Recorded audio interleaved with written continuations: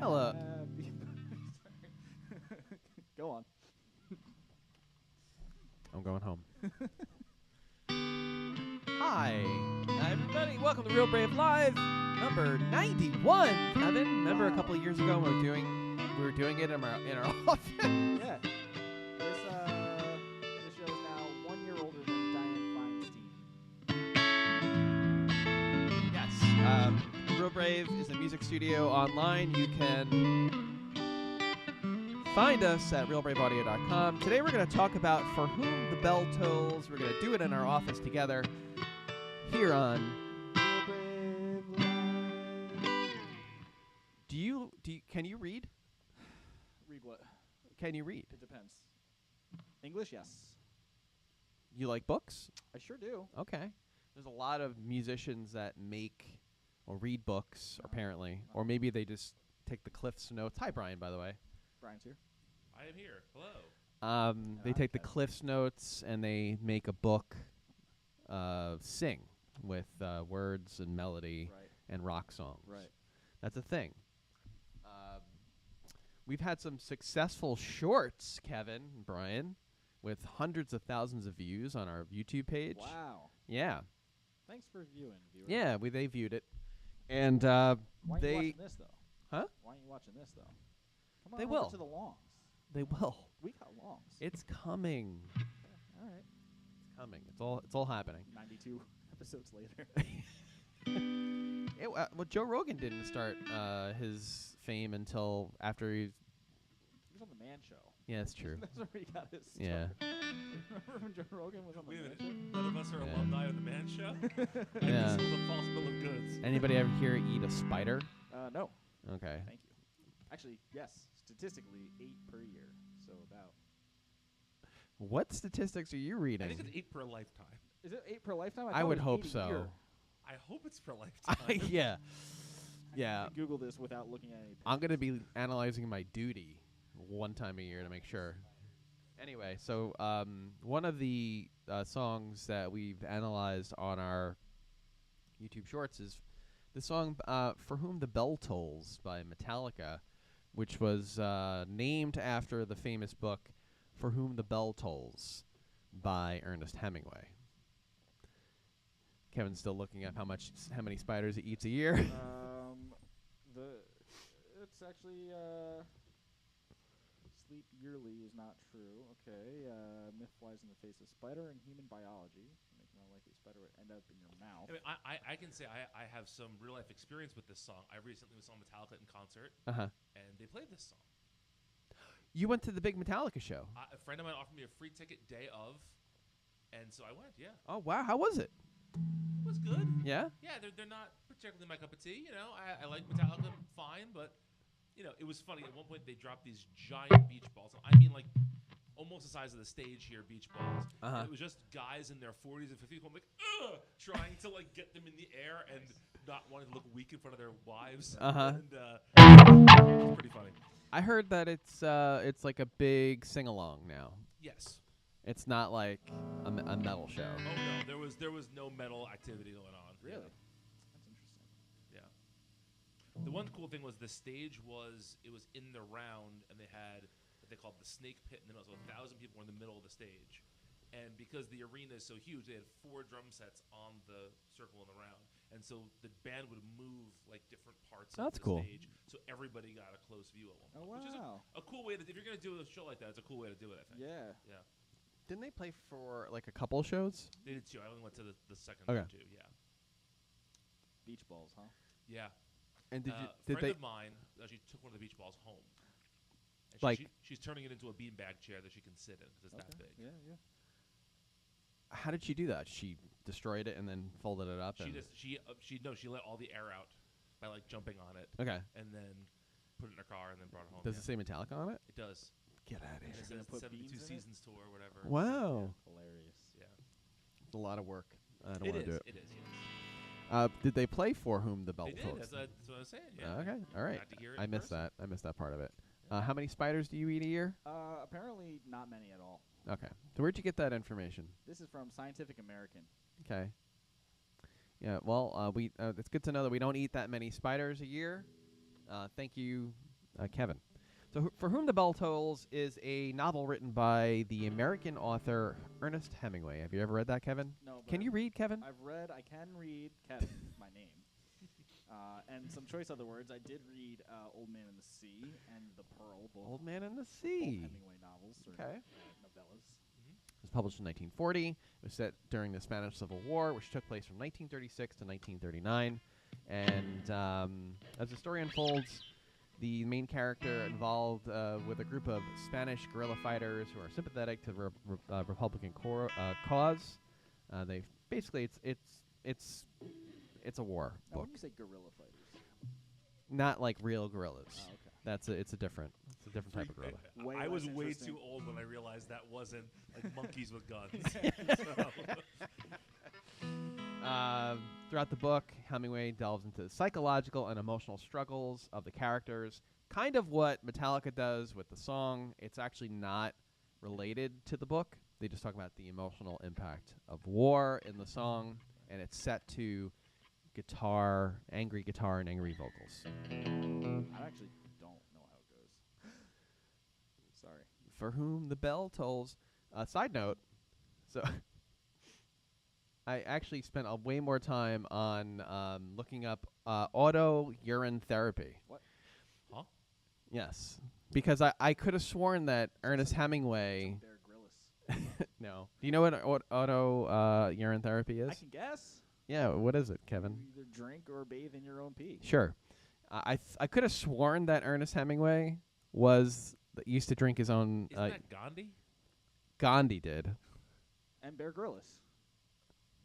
I'll take your word for that, When Kevin. he's out of water, but that's a terrible survival. So Ernest Hemingway never did, but Gandhi did, as well as Keith Richards. Wow. Okay. Well, he was probably getting drunk. Jim Morrison. Yeah. And you know what they have in common? They all died at 27. Gandhi did not die at 27. He looks like Keith Richards at 27. Yeah, Gandhi. that's true. Well, they're all dead. So Keith no. Richards is not dead. What's that? Keith Richards isn't dead. That's true. They're not all dead. He's not. I just read that. I copied and pasted that, Brian. Thanks for our producer Brian correcting me as usual. Yep. Literally says Thanks for there's a keeping number of track. famous people who tried auto urine therapy for health reasons. Gandhi did it. Steve McQueen, Keith Richards, and Jim Morrison. What do they have in common? They're all dead. Yeah, no, it's probably true though. You know, the same way that everybody thought like Paul McCartney was a replicant of the original Paul McCartney. Did you see the movie on that? No. Yes, there's a movie on that. The bad like fake Netflix documentary, whatever. Yes. I found myself watching that and like got very into it, and then I realized what I was doing, and I stopped immediately. Did you see An hour in. the Beck music video that has Paul McCartney in it, No, AI'd onto his face, onto Beck's face? get out of here. It's great. It's wonderful. They make music videos still? Yeah. For Whom the Bell Tolls is featured on Metallica's second album, Ride the Lightning, released in 1984. So the lyrics don't tell the specific story. Right. Do you wanna listen to the song? Sure.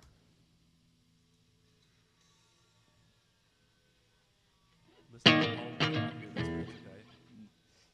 Cliff Burton is doing a cool descending bass line right now.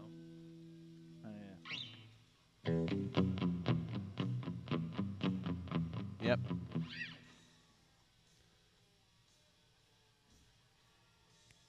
That's pretty much it. There's other stuff going on too.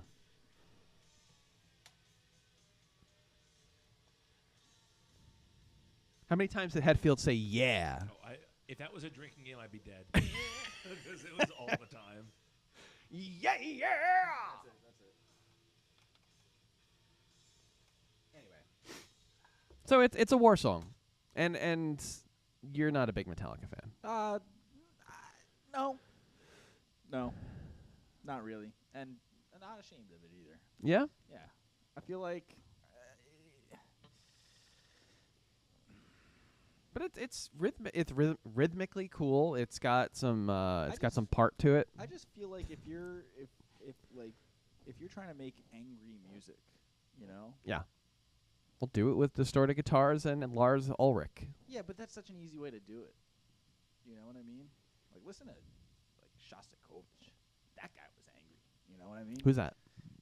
He was a Russian composer during the Cold War, end of the and like post World War II, Cold War era, Uh huh. and he did not like being in Russia, but he had to be. And Yeah, his string quartets are like very, very angry. and it's not like it's not angry in a sense like distorted guitars. It's like angry in a sense that like you're listening to it and just so uncomfortable, and you could just hear Dissonance? Like, is it a just lot like of dissonance. Yeah. A lot of like new style of harmony too. But like that is like one example. Like another example. Is that like, something we can hear, listen to? Can we play that? What's it? Burger Kevin- Schmurgert? Kevin can look it up. I guess. Schmurgert? Shostakovich? Yeah, I mean, I'll say Dmitri this about Metallica. I Shostakovich. think that Metallica, when Ride the Lightning came out in '84, I think. Yes. I'm sure that was considered very. It's pushing the envelope. It's something new. It's a way to express these feelings in a more extreme way than have been expressed before. The way I describe Metallica to my wife, she said, "Are you a Metallica fan?" I said, "No, but I was 13 once." Like, you know, all of us sort of have this like. It is to me. It is very indicative of being young and angry and not really having smart words to say to express those things. So I borrowed the riffs of others. Yeah. Yeah, and it's spooky as heck. Yeah. As all heckins when you're younger. What do you got there, Kevin? That's the wrong one. Okay. Fifth Symphony. It's kind of like listening to One and then seeing reading Johnny Got His Gun, because I heard it was about that. You ever read Johnny Got His Gun? Can you read? No, I can't really. You had to read that in school. I read it because when I found out that One was about war again, and it was basically about that, and then you saw the video for it, and it's messed up. Absolutely. Yeah.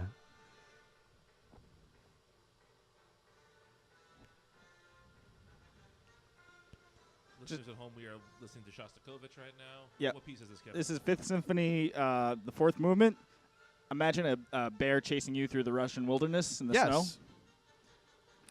Can I be Jack Nicholson? You may. Okay. No, that's not Jack Nicholson. That's Nicholas Leonardo DiCaprio. Oh. Just like Jack Nicholson. Just like Jack Nicholson. This still wasn't the one I was thinking of. I'm thinking of the one. Bum, bum, bum, bum, bum, I don't know bum. which one that is, but I know that was initially where my mind went to. Yeah. This just reminds me of music appreciation in college, which I fell asleep in, and then memorized all the There it songs is. an hour before.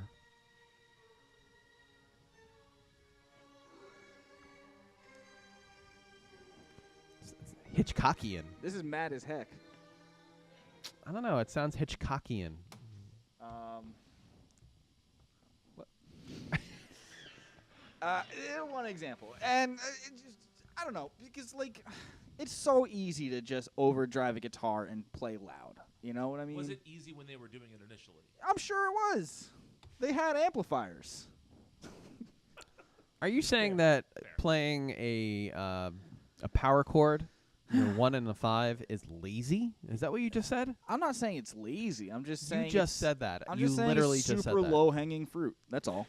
Well, what I'll say is this: I think that people should express themselves in ways that are authentic to them, and I don't think James Hetfield is going to sit down with a piece of staff paper and write a string quartet or a symphony. No, right? Oh, yeah, I And get it. so Sure. that guy's expression was through, power chords and whatever. And it doesn't have to be your expression, but I think I don't think it's inauthentic. Let's put it that way. Okay, I'll take that point and counter it with, what are you so mad about though? Like you're just everybody, every death metal band, Very angry. just like you're just nerds. That's all. Just like me, we're just nerds. We know a lot about music and spent lots and lots of time in our bedrooms practicing guitar. Yes. I'm going to call Colin, our instructor here. and Don't see call what he has Colin. to say about Don't this. call Colin about Yeah. that. Just kidding. Who, by the way, the short did well. Yeah. We're gonna do more of those. So Great. Colin is an incredible guitarist. He did a really good job. You guys did a great job of putting together Hangar 18 and what else? We did 6 Metallica and Megadeth songs. Okay. Yeah. No, it was great, and it got great engagement, and we're gonna definitely do more of that. But there was somebody recently saying that, and it's a famous producer, and if it's Steve Lillywhite, saying like that bar chords are lazy. Bar chords are lazy. Yeah. Well, not bar chords, power chords. Oh, okay. Because you just there's no expression there. You're just doing. Bleh. Just parallel fifths. Yeah. And I'm not sure if it's Steve Lillywhite. I grew up playing Ramones songs. That's expressive. Ramones? Yeah. Those power chords, though. But they're expressing something. Yeah. Sonically, though, they're not expressing very much. There's a lot to be unsaid. Yeah, I guess, there's a very famous film called The Five Obstructions, and the whole idea is you have to work around these things in order to make something creative. And for the Ramones, an obstruction was their absolute lack of talent in terms of proficiency on their instruments, right? And so the way they made up for that was by playing power chords and by writing, silly songs about going down to the basement and the beach and stuff. Yeah. So. Famous Queens, New Yorkers. Did they did the Real Brave had a presence at the Ramones house on the anniversary of something or other? Joey Yes, Ramone's that's birth exactly what happened. or death. Birth? Birth. Maybe birth. You celebrate birth or death. You say birth. Birth. Yeah. Depends who dies. We didn't hear, Dan, are you a Metallica fan? I am a Metallica acknowledger. Yes. So you're giving him guff for not being a fan. Well, no. I mean, Wow. like, I definitely like Can this them a guy lot. sit on a fence or what? Am I a fan? Will I run out to pay $400 for seats? No. No, but if like me, your buddy called you day of and said, "Hey, I'm free tickets to the show," I would go. would you have gone? Yeah, I definitely would go. I would say everything after the Black Album I hate. And I tried to listen to it. But everything prior to that is pretty incredible. That was great. Can we hear that a little bit louder there, Kevin? Can we crank that up a little bit, Kevin? It's not the same song, though. A disclaimer, this is not For Whom the Bell Tolls. This is not. That is what you felt. That Yeah. was just kidding.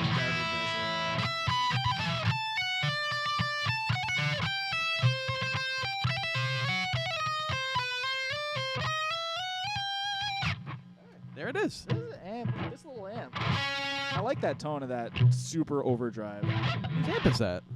It was donated to us by Karen. Oh. Mustang. Oh, it's a Mustang. Okay. Saying. I thought it was like a classic. The other tune that has gotten a lot of, if you go check out our shorts page, I don't know. Or just our shorts. You go pull out our shorts, and there's another tune in there. Gimme Shelter, which, do you know that song, Kevin? Can you read, Kevin? Have we established that Kevin can read? Gimme Shelter is a song. It's labeled as their first protest song. They're sang a lot of songs about girls.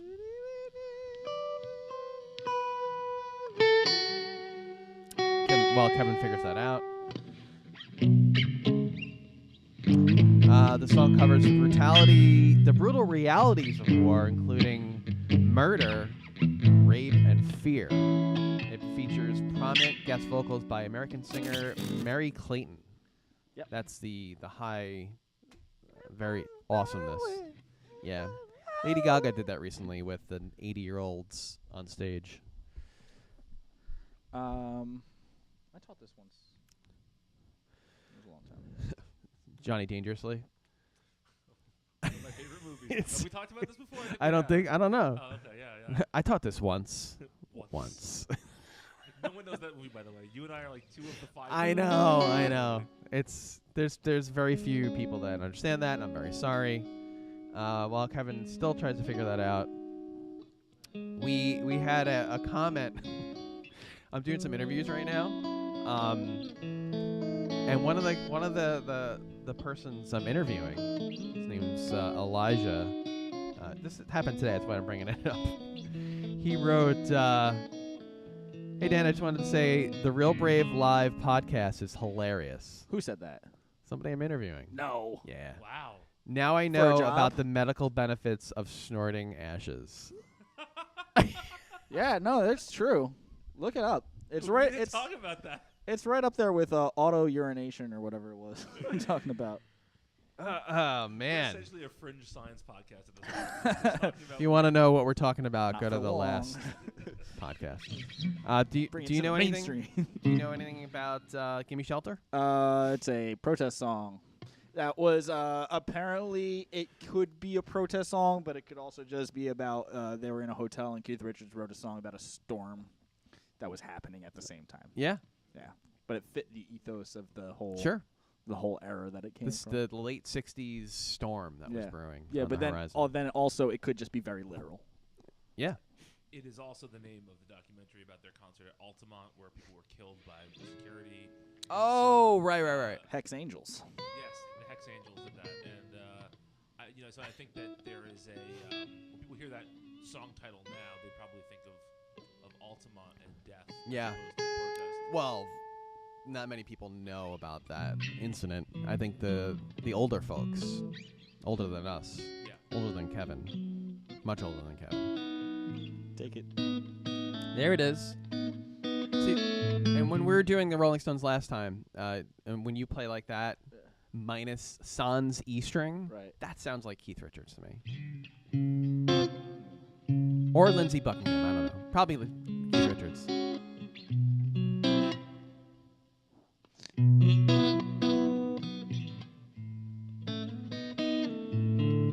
What are you doing right now, Kevin?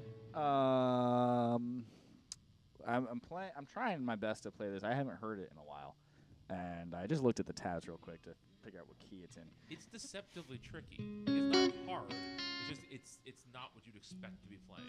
Oh, and a lot of the stuff too that a lot of the Keith Richards licks are in like open tuning. Yeah, so G. like what you'll find online is written. It's for standard because nobody wants to sit around and detune their guitars every time they want to go Right. play a Stone song. So a lot of it is tricky because it's not how he played it. You know what I mean? The whole guitar is in open G. Yes. Yeah. Get out of here. Yeah. I don't know. 5-string open G. 5-string open G. Yes. Huh. G D G Yeah. G B. I believe so. Yeah. Not like this. It's traditionally a slide tuning, but he would write a lot of stuff without the slide. That's right. That tuning. And then snort his father's ashes. Yes. Anything more we want to say about that before we never talk about this again? About Gimme Shelter or about Snorting Ashes? Definitely not going to talk about that again. Although apparently people like it. I mean, it depends on whose ashes. They could have been real strong of heart and had a lot of courage. Yep. You could gain some of that courage. Yeah, you could. There you heard it here first. Burn up your friends and your loved ones and Only snort the them. ones that have qualities you'd want to adopt. And the ones that are already dead, don't go around. We don't condone that on this podcast. Yeah, we don't like murder. There's enough corpse out there. Yeah. Give them street humans. I'm sure there's a good corpse out there you can find. Check us out on the YouTube at Real Brave Inc. You can see all of our shorts. There is a joke there. Probably. There is. Yeah, Yeah. I wear briefs. our brief shorts. You can check out all of our shorts there at Real Brave Inc. Please go there right now. Please subscribe to this friggin' thing. Please. And like and comment and tell us what you think. Okay? Mm. Do that. Real Brave is a music studio. We do teaching online. Go to realbraveaudio.com and you can check out everything we do. You can check out our shorts on all the socials at Real Brave Inc. Tune in next time when we talk about something else here on